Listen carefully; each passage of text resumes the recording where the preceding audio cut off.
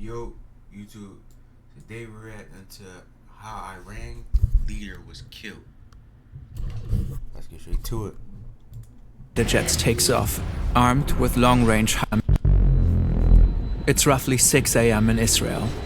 A series of fighter jets takes off, armed with long-range high-precision missiles.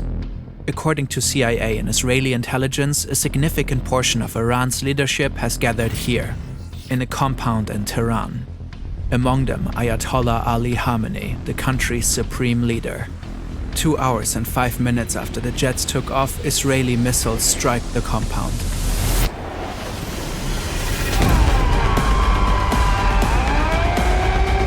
This is how the Israeli and US attacks on Iran unfolded, how the country's leader was killed, and what has happened since. شهد شعیب گوارای شهادت را نوشیدند و به ملکوت اعلی پیوستند. By the time Yeah, we all know Fern is an amazing channel, so this is gonna be good. This got 3.4 million in 2 days. this video is published, new details might have emerged. The US, Israel, and Iran have a long history of tensions.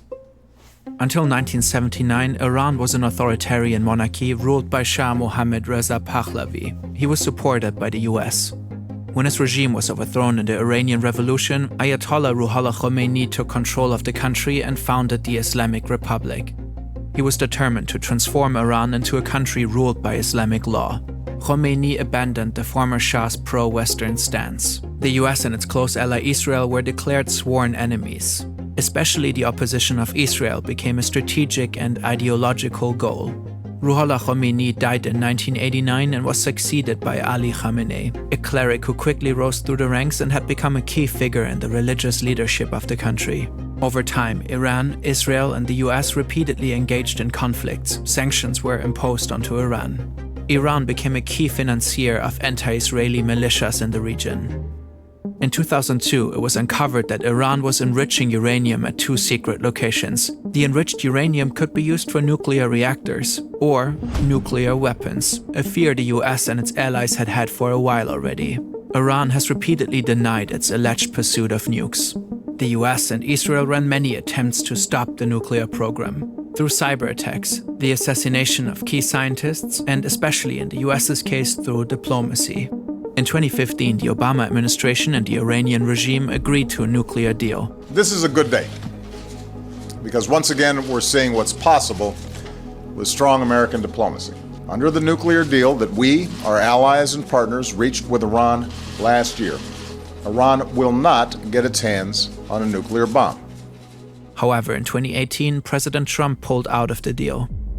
The fact is, this was a horrible one-sided deal that should have never, ever been made. Ever since, relations have tensed up. In 2025, in the midst of new negotiations, Israel and the US launched a series of airstrikes on Iran using bunker-buster bombs. 3 Iranian nuclear sites were heavily damaged. In the same year, Iran plummeted further into an economic crisis. The currency crashed, food prices soared, people grew frustrated. By the end of 2025, mass demonstrations erupted across the country. Peaceful protesters and rioters called for the end of the Islamic Republic. Trump called for an uprising of the Iranian people against their government, saying help is on its way. But the regime brutally cracked down on the protests. It shut down the internet across the country. For days, little to no news made it out. In the end, thousands of people were killed. 50,000 reportedly got arrested. The US began to build up 50,000 people was killed. Troops in the region, with Trump repeatedly threatening Iran. On Thursday, February 26, there was a last-ditch diplomatic effort between the 2 countries in Geneva. To no avail. Saturday, February 28, around 9:40 a.m. in Tehran, Iran's capital. This government compound is not far from Hur Square. It reportedly houses offices of the Iranian presidency, Iran's National Security Council, and the supreme leader. Since 2025, the US has apparently gained specific insights how Ayatollah Khamenei and the Islamic Revolutionary Guard Corps communicate and move while under pressure. Reportedly, the CIA has tracked Khamenei for months. They've mapped his whereabouts and studied his patterns. They're confident he's here today. and they learned of a meeting of top Iranian officials on site. The US and Israel originally intended to strike at night under the cover of darkness. But they reportedly moved their time of attack. This opportunity was too good to miss. Suddenly, Israeli missiles hit the buildings. During impact, several national security officials are in one of them. Supreme Leader Khamenei reportedly in another. Afterwards, satellite imagery shows heavy damage to the buildings. Black smoke is rising. Geo-confirmed footage recorded here also shows massive amounts of smoke in the area of the compound. A picture taken here, too. Ali Hosseini Khamenei died in the attack. Also killed Suyid.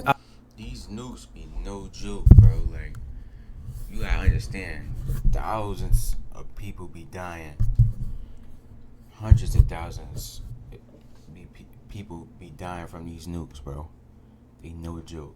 Abdorrahim Mousavi, Chief of Staff of Iran's Armed Forces. Ali Shamkhani, Head of the National Defense Council. Mohammad Pakpour, Commander-in-Chief of the IRGC. Aziz Nazerzadeh, Defense Minister.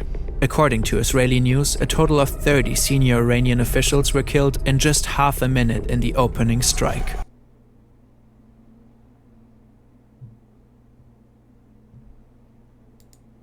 The operation was dubbed Roaring Lion in Israel and Epic Fury in the US.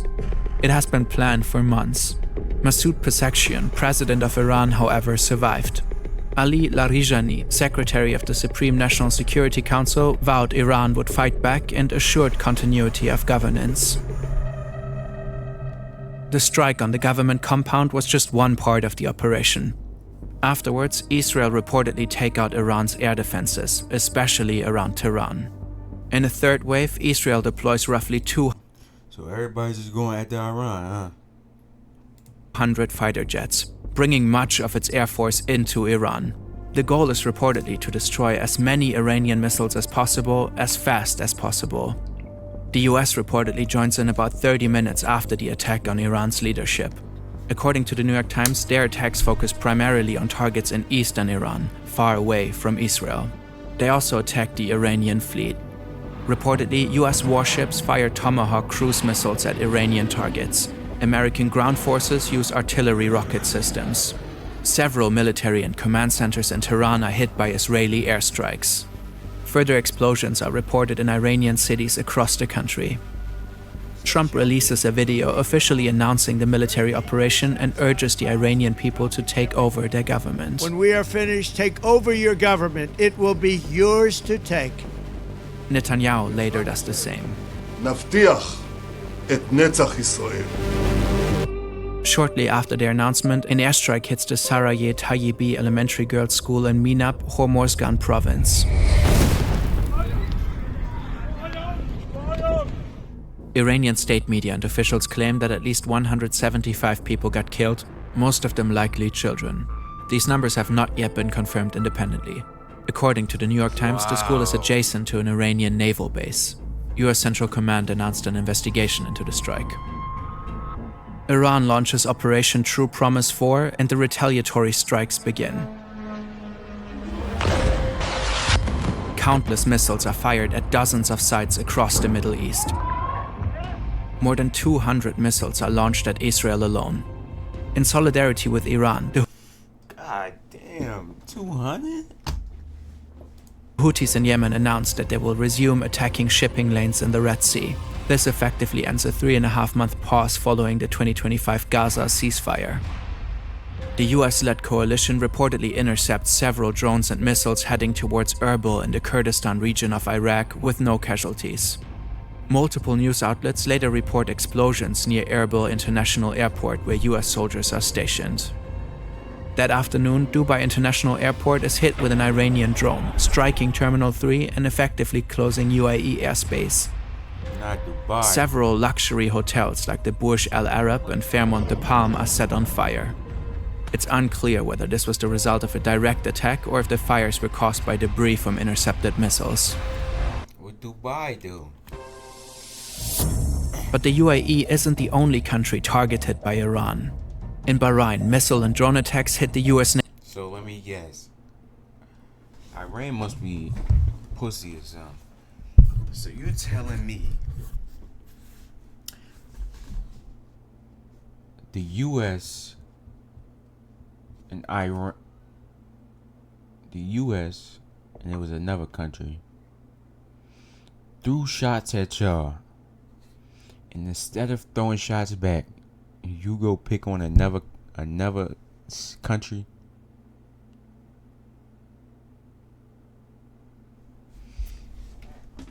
Navy 5th Fleet headquarters.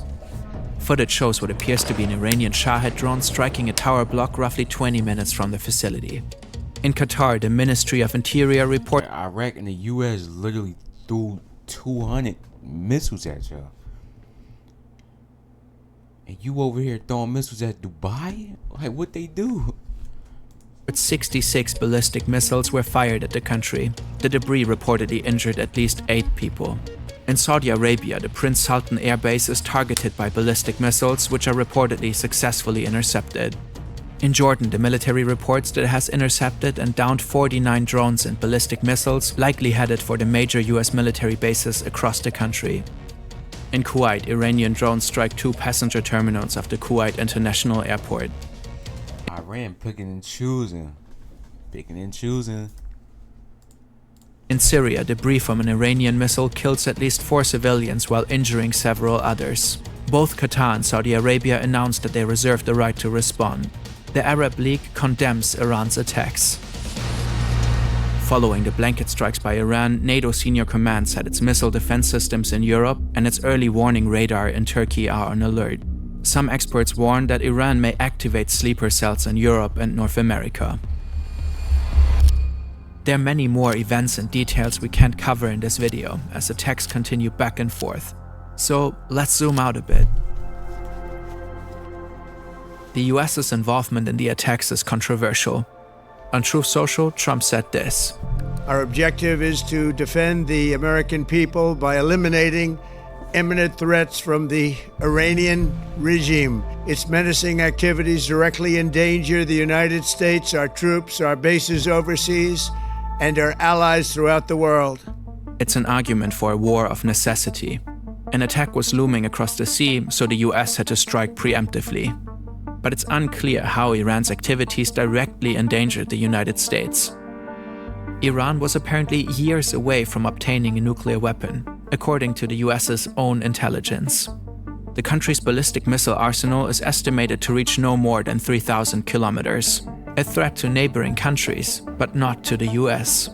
Iran might have been attacked because it was in a uniquely weak position, as a type of preventive measure. So you're telling me that missiles can't even come to the U.S.? This might make this a war of choice, not one of necessity. These preventive wars are often condemned internationally, not only because they're optional, because if every nation went out to strike adversaries who they thought were temporarily weak, we would live in a world of constant war. According to international law, a war of choice would be illegal. There are also discussions whether the attack was in violation of the US Constitution. Trump started the war without congressional approval. Across the US and parts of the world, protests erupted, partly against the Iranian regime, partly against American involvement in the war. Oil prices have risen sharply.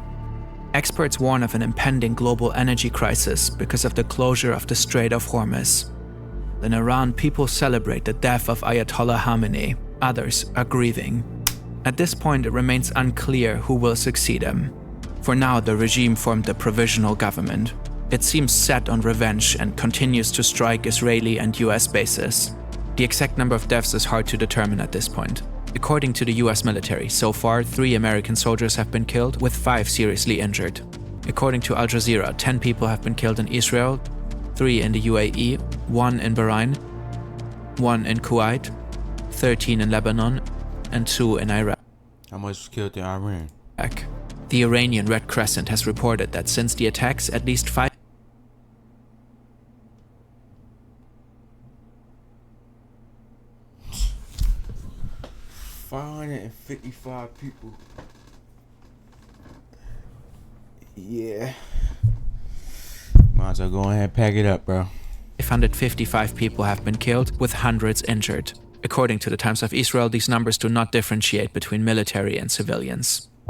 The situation is likely to escalate further in the upcoming days. Timely reporting like this, If only them little bit people dying in the U.S. and Saudi Arabia and Iran or Iraq, and it's hundreds of people dying in Iran, just pack it up, bro. Pack it is up, incredibly resource intensive. It's only possible thanks to today's sponsor, Hansen Shaving. Hey man, W video. We out.